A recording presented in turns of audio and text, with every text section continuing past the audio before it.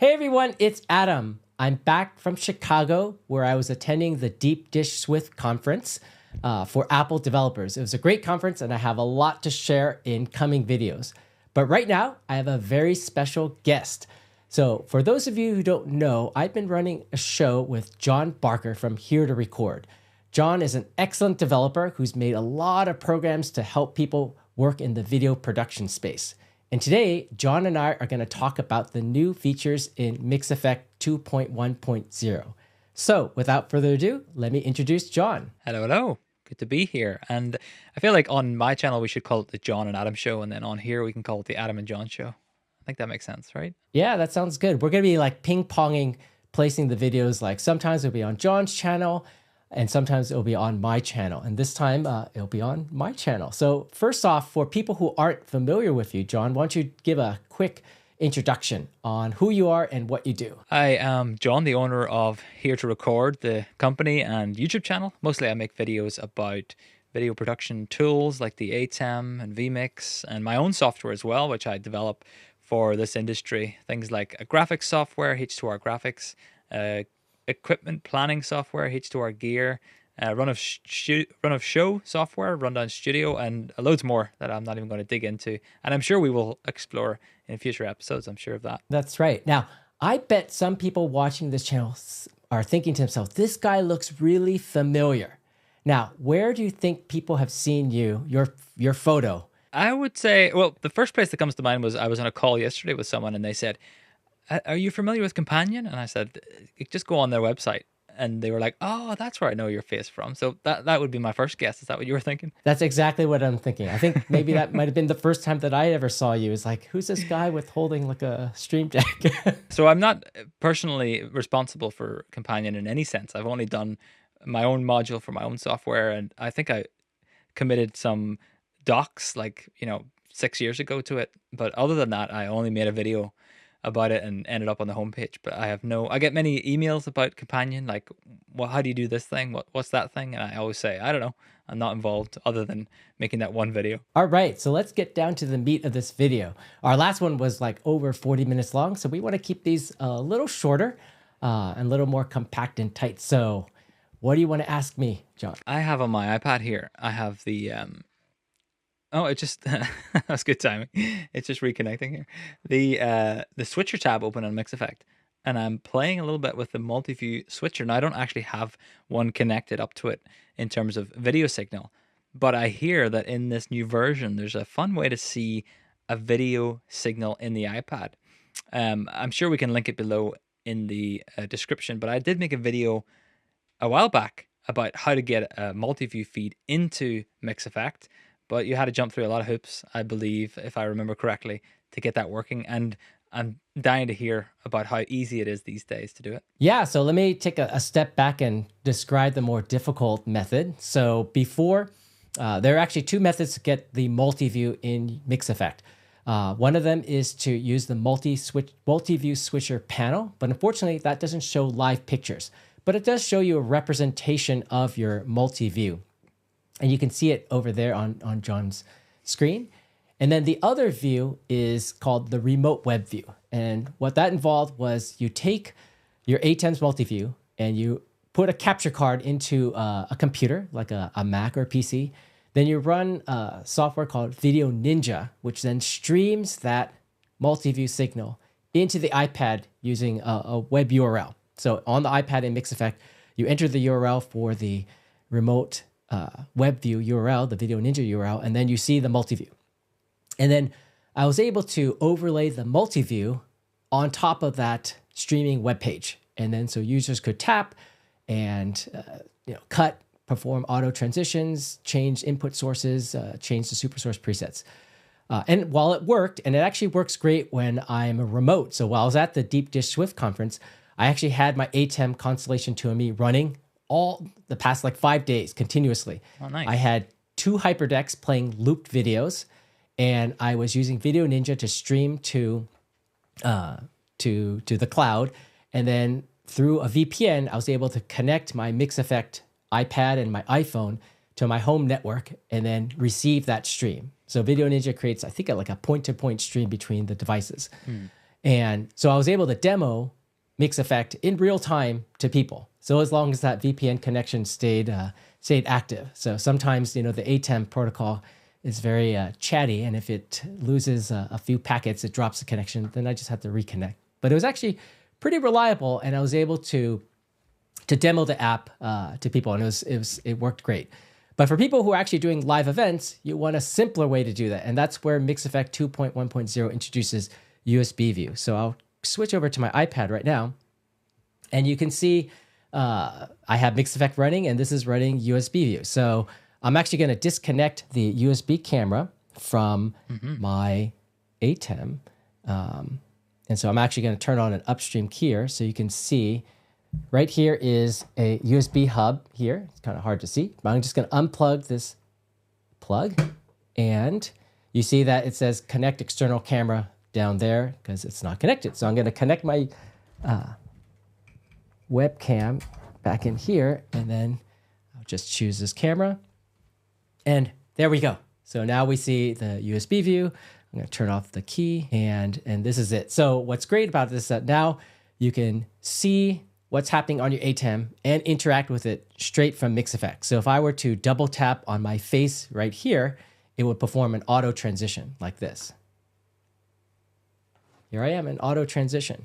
So I'm going to double tap that again, and it does an auto transition like that. So if I want to switch inputs, I could say, click on your face right here, and then you would appear in my preview. And if I double clicked, I could transition you, or I could even use the fader bar and do like a half transition. So it's like you and me both right there. That's beautiful. And then even there's other special features here also that I can do. This is the super source. So if I were to like right click here, I'd see a list of all my super source presets. Currently I have a filter assigned to my presets. That's why you only see a few of them. I also have the super source panel down here, but if I didn't have this, I could just select this and say, let's say I wanted to go to the 2 horizontal Barker preset. I just choose that and it switches directly to there. And there's other convenience features for each of the inputs. So like for streaming, you can right click and choose like start and stop. The audio ones you can turn on, video follows audio. It's a really cool way to interact and control your ATEM.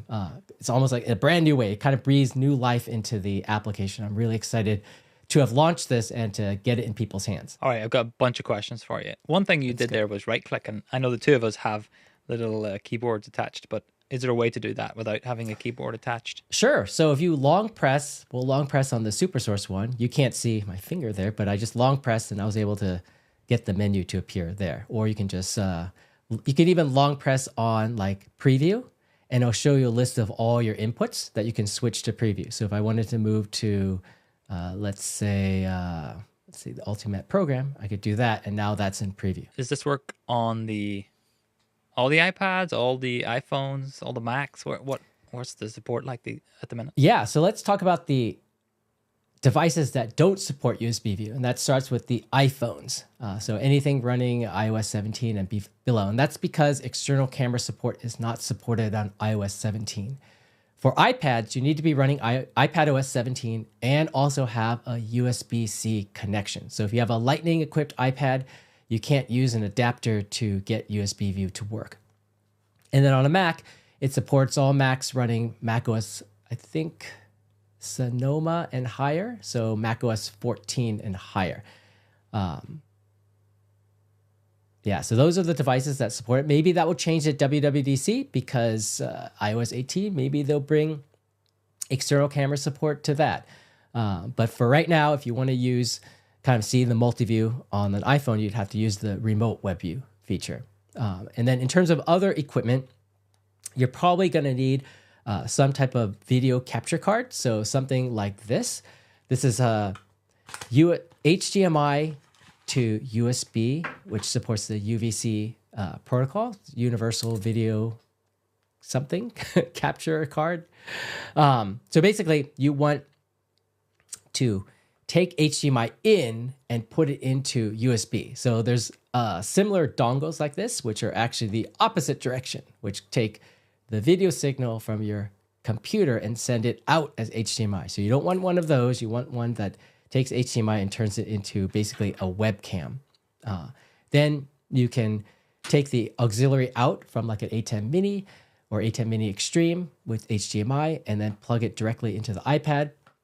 Or what I prefer is actually plug it into a USB-C hub like this. So this has, these devices are great because they have Ethernet, which can provide a strong, consistent connection to your ATEM. It has HDMI out, so you can show the screen of your iPad, which is what I'm doing here in this call. And then you have a bunch of USB ports. So you plug your capture card into here, and then you plug this HDMI into the ATEM's aux out port, and then you can get the multi-view straight into your iPad. And then lastly, if you have an ATEM that has an SDI out for its multi-view, you'll need one of these, which is the SDI to HDI converter. But in the future, I think it'll be really nice to see the multi-view output via USB-C on the ATEMs, which has been announced for seemingly some of the ATEM models. So that'll make this whole setup even easier, right? That's right. So Blackmagic at NAB about a month ago announced that they're going to be updating the firmware on some ATEMs. We're not sure all ATEMs, but some ATEMs, so that the USB-C out can be programmed to deliver any type of output. So they demoed this with DaVinci Resolve and the replay system, where they had an A10 Mini Extreme, and they were able to change the output of the USB-C to show the multi-view. So hopefully that will come to all the ATEMs, but the firmware hasn't been released yet, so we will see. Yeah, exactly. And the idea there being they want to use that for for replay in Resolve. So it may be that only certain ATEMs get it, because only certain ATEMs will support that ISO recording setup. So I'm interested to hear if they all get that system, but I'll definitely be disappointed if it's just the ISO models. So you haven't used it yet yourself? No, I realized that whenever I was showing off my iPad earlier there, actually, that even though I'm on the latest version, I don't see like a connect to USB option, unless I'm being silly. You have the multi-view switcher panel, so you need to change it to the USB panel, the USB view panel. So we can. How about we talk about how to get there? That's a good idea. So, and I think I can kick it off by being confused. So what I was showing earlier on my iPad here, actually I added the remote web view version, which is the one I made a video about before. And then I realized just now that I've been showing the multi-view switcher option, which I can, jump between the cameras and make changes. But I'm not seeing on mine yet, Adam, what you just showed, which is like connect USB here. And I do have the USB iPad and stuff like that. So I'm trying to remember exactly how do I add this on here. And you can talk me through it like a troubleshooting. Let's switch back to my iPad here. So it is a little confusing because there are 3 different switcher panels. So each of these kind of rectangles on my iPad you see are what I call switcher panels that go on the switcher section. And so what you do is you would go up to the upper right corner and tap on this little icon and say, edit this page. Now I've already created pages that have all 3 options, the multi-view switcher, the remote web view, and the USB multi-view. So first, just let's take a look at the multi-view switcher. So I'm going to click on this, and you see now what we were explaining is like, oh, why don't I see the live videos? Because this is the multi-view switcher where you can assign static images to these inputs. So if you don't use USB view, you can use this method. So one kind of limitation of USB view is that you can only have one connected camera viewing at a time. So if you have an ATEM that has multiple multi-views, you may want to use the multi-view switcher for like multi-view 2 down below the one that's showing the USB view. But the same thing applies here. If I were to double click on this area, it would transition to you. And I can just do a single click and it'll transition to a straight cut. And again, you can assign static images here. There's documentation on my website, but it basically involves going down into your switcher connection and then entering this, clicking edit, and then entering a bunch of URLs to the images that correspond to each input. So if you had 20 inputs like on this 2ME constellation, you might have 20 URLs to images, and they would download these images and show them in these little squares. So the other one was the remote web view, which is this one. Now I have, I think I'm streaming the multi-view off my Mac Mini, and maybe it'll take some time to load. But you can see it appears here. And you can see it looks like a web page. You have the little expand and that play button. And the resolution is not as good as you can see. But again, the overlay is active by this little button number 1 down here. I'll turn on the overlay active. And again, if I were to double tap on you, it would perform an auto transition. A single click brings me back to you with a cut. And so now we have the USB multi-view, which is this one. They all look very similar, but they're different switcher panels. So to edit a switcher panel, you would go to the switcher page and you choose edit this page, and then you get a list of all the different options here. So there's different kind of sections in a switcher section. There's like the top section, which is full width. There's the left and the right, and then the bottom, which is also full width. So what you do, you click on this add panel to top, and you get a list of all the options that you could add to this section. And so USB view happens to be this one. So actually, let's delete it, and then we'll close this, and you'll see the USB view disappeared. So we're going to edit this page again, and then we're going to choose add panel to top, and I'm going to scroll all the way down to USB view. And you can see there's remote web view here and the multi-view switchers. So I'm going to choose USB view. Now we want this to be at the top, so I'm going to click on the edit button. I'm just going to click and drag it up to the top. I can say close, and there we have the USB view running on this particular switcher page in MixEffect. And then it would typically say connect a camera here because you wouldn't necessarily have one connected by default, right? That's right. If you're adding the USB view for the very first time, you'll get the permission prompt to allow MixEffect to access the camera, and then you can plug in your devices. You might have to, I've seen a bug I had to fix where sometimes you might have to like switch to a different section like this, actually maybe 2 sections, and come back to the switcher, and then the menu might appear. And if you have multiple USB cameras attached, they will appear in this menu here. So you can choose between the one you want to operate. And then lastly, over on this side, they're the multi-view overlay buttons. So you see right now, number 1 is highlighted, and that's because I'm looking at multi-view number 1, and I want to be able to touch it, interact with it. But if I just wanted to like look at the multi-view, I could uncheck it, and then I can't double tap on this area because the overlay is not active. So if you want to just look at what's happening and then do your switching through like Companion or straight in MixEffect, you can turn off the multi-view overlay, and that will prevent accidental, touches. One thing to keep in mind is that if you have an A10 with multiple multi-views, to turn on the overlay for the right one. So I'm going to turn on the overlay for multi-view number 2 right now. And you see that it's put up like a bunch of labels in weird places. And that's because this is looking at multi-view 2, but the webcam is showing me multi-view 1.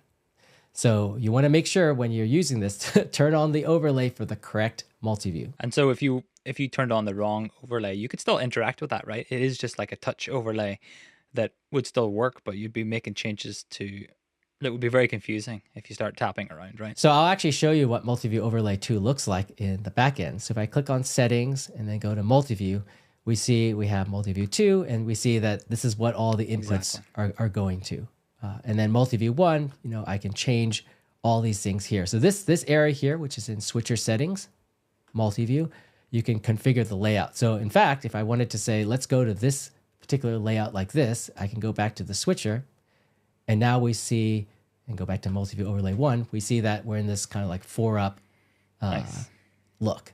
Okay, so it's very easy to be able to change your multi-view and then have the overlay kind of adjust accordingly. All right, so another warning for people, which you mentioned briefly earlier, and I was scratching my head. I was thinking, all right, I get it. I added the wrong panel, but whenever I go into the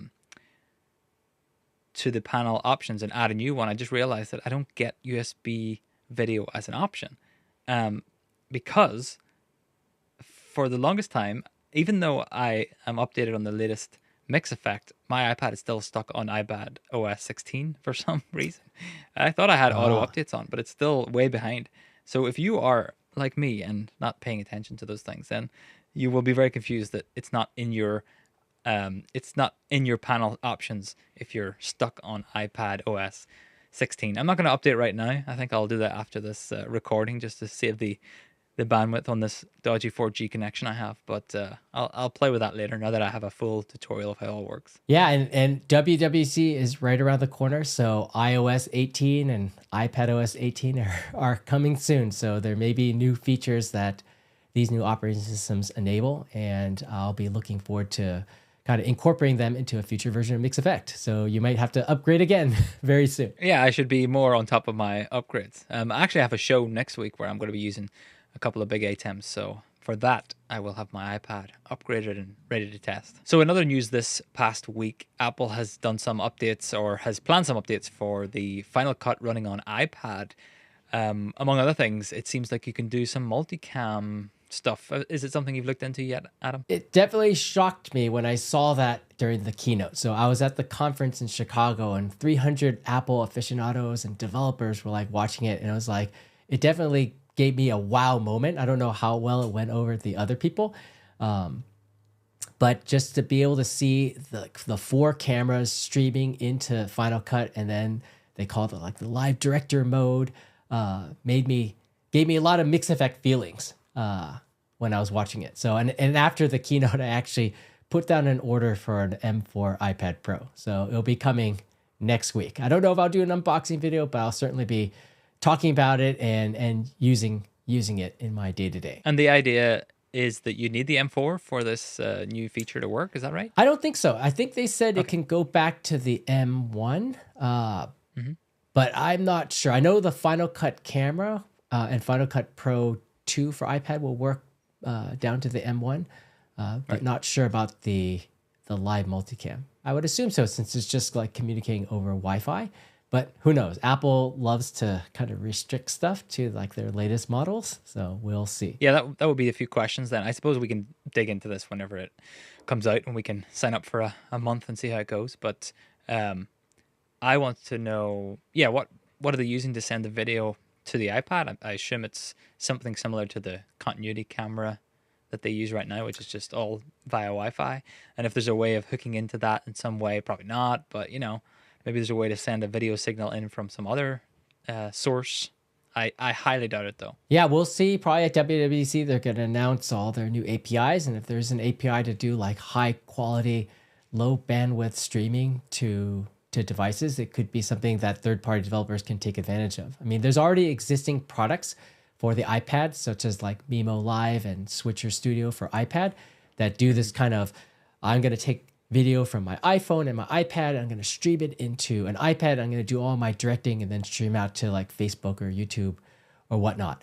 And while Final Cut Pro 2 for iPad, I don't think has like a stream out feature, you could easily see Apple doing that themselves, or if they offer an API allowing another third-party developer to do something like that. Yeah, I feel like they're on the path to do that stream out.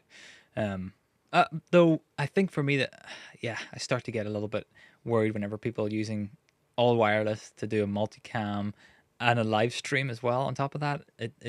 I've looked into those solutions before, and it's not something I would personally really want to rely on. That people typically bring like their own phone along and they connect it into your system, and then either sending a video signal to you, and you're hoping that the Wi-Fi holds up. It makes me very nervous, that stuff. Certainly. I mean, this is the cutting edge of technology, and people in video production are very they're very careful. Hardline internet, hardline Ethernet, closed network, and everything. So we'll see. But it sure looked good on the video. It did. They're good at making things look like they'll work each and every time. But you know what I think we should do is, once it comes out, we can do some tests. I don't think it's going to work across the world, but we can at least try independently and see if it works on our own systems and how well it holds up. Yeah, I certainly have a lot of devices I can run Final Cut camera on. Can imagine. Yeah. All right, cool. Any other business for the week, or are we going to pop back to my channel for the next episode and see what we talk about then? Well, I have a lot of ideas coming back from the developer conference in Chicago. So I gotta like recover from that and then kind of write a checklist of all the things I need to do. We're only a month out from WWDC, so I think my next month is gonna be pretty busy planning, and then we'll see what happens after the Apple conference for the next 6 months and the rest of the year. Yeah, I think it's a good idea. We can make it more developer focused next time, since the two of us are very much into that. And I'll be interested to hear what you learned at your event in terms of, gathering information from other people who make and sell applications for maybe not specifically just the video production crowd. I'm sure there's people out there making apps for all the other industries, and they've got things they could teach us. Thank you, John, for joining me on the second episode of the Adam and John Show. I hope you learned a little bit about John and also how to incorporate the USB view from MixEffect 2.1.0 in your own event production workflows. We'll be back in the future. We don't have a set schedule for these shows, but we'll be back probably on John's channel to talk about other interesting things in the world of video production and development. Until then, we'll see you later. Bye-bye.